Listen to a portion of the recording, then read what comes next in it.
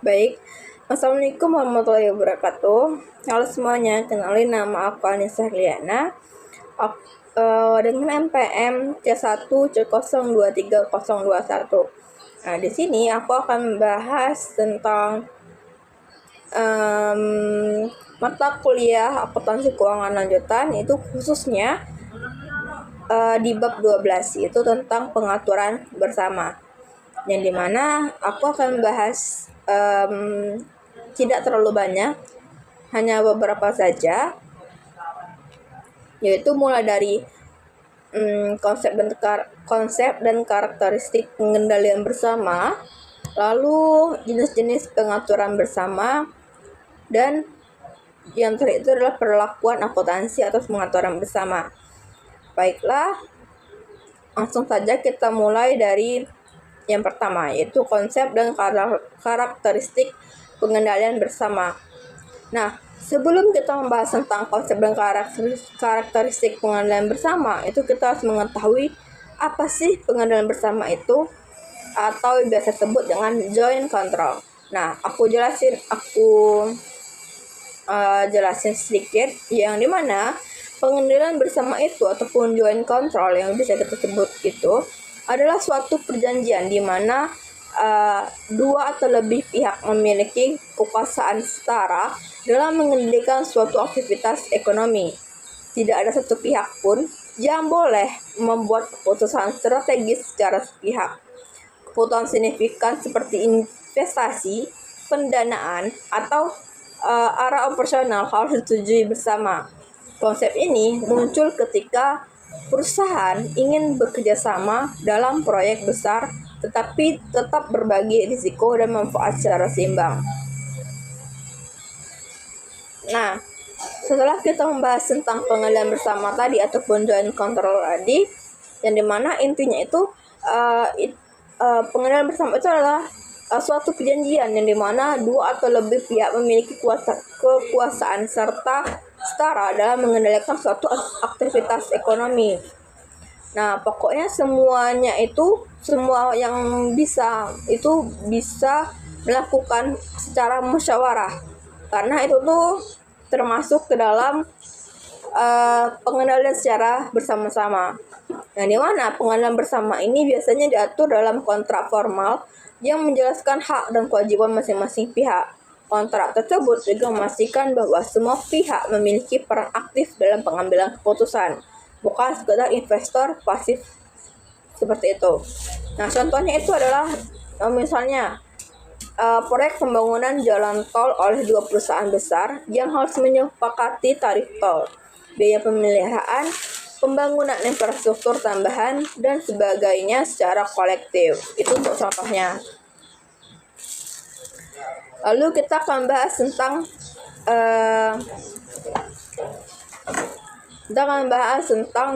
jenis-jenis pengaturan bersama, yang dimana pengaturan bersama ini terbagi menjadi dua jenis utama, yaitu operasi bersama ataupun joint operation, dan ventura bersama, itu joint venture. Yang dimana operasi bersama ini terjadi ketika pihak-pihak dalam kerjasama memiliki hak langsung atas aset dan kewajiban, serta secara langsung atas liabilitas kegiatan tersebut. Saya ulangi.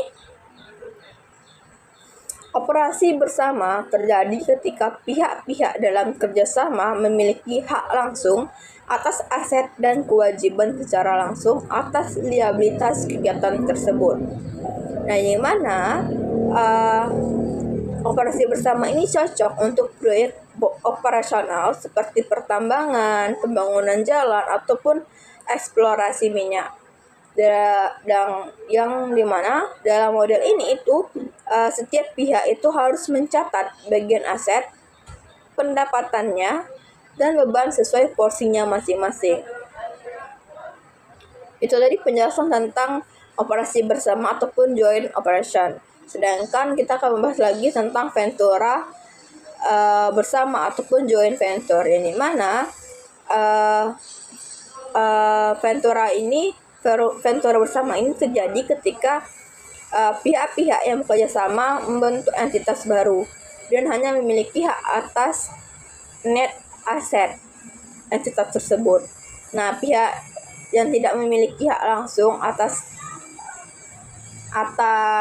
aset ataupun kewajiban operasional, melainkan memiliki investasi yang nilainya naik turun mengikuti kinerja entitas baru itu. Contohnya seperti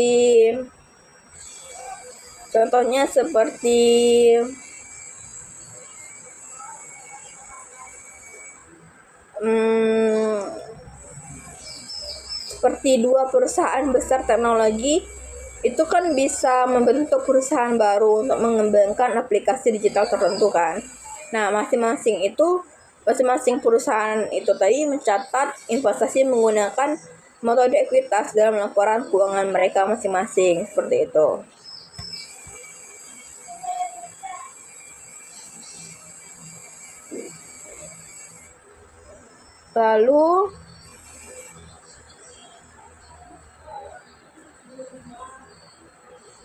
Lalu kita akan bahas tentang perlakuan akuntansi atas pengaturan bersama, yang dimana dalam operasi bersama, akuntansi dilakukan dengan mencatat porsi kepemilikan secara langsung. Jika sebuah perusahaan memiliki 40% dalam proyek tambang bersama, maka perusahaan tersebut mencatat 40% dari seluruh aset tambang, 40% pendapatan, dan 40% beban operasional dalam laporan keuangannya. Model ini tuh membuat laporan keuangan itu lebih transparan karena mencerminkan kontribusi langsung perusahaan terhadap proyek tersebut. Lalu bagaimana dengan ventura bersama ataupun joint venture, yang dimana kalau joint venture ataupun ventura bersama ini pencatatan dilakukan menggunakan metode ekuitas, di mana perusahaan mengakui bagian yang atas laba atau rugi dari ventura sebagai bagian laba rugi ventura bersama dalam laporan laba rugi, seperti itu. Lalu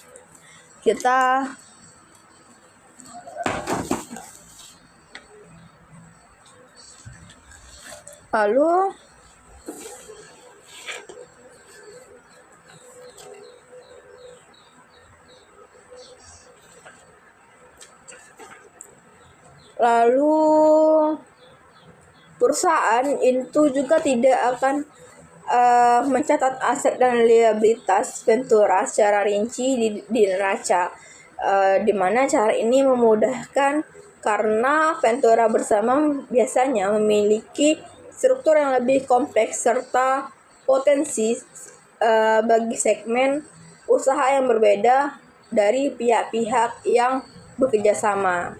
Nah, selanjutnya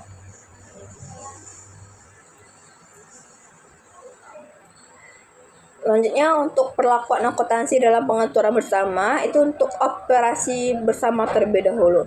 Nah, untuk operasi bersama itu setiap pihak itu mencatat bagiannya atas aset, terus bagiannya atas liabilitas, terus pendapatan yang menjadi haknya dan beban sesuai bagiannya. Contoh, catatan PT Alfa porsinya 50%, aset tambah 50% dikali 10 miliar sama dengan 5 miliar. Terus untuk pendapatan itu 50% dikali 4 miliar sama dengan 2 miliar. Lalu untuk ventura bersamanya itu seperti pihak hanya mencatat investasi dalam ventura bersama menggunakan metode ekuitas. Contohnya itu seperti PT A memiliki 60%, PT AB Transport Jika laba PT AB sama dengan 1 miliar, maka PT A mengakui 60% dikali 1 miliar sama dengan 600 juta sebagai penghasilan dari investasinya, seperti itu.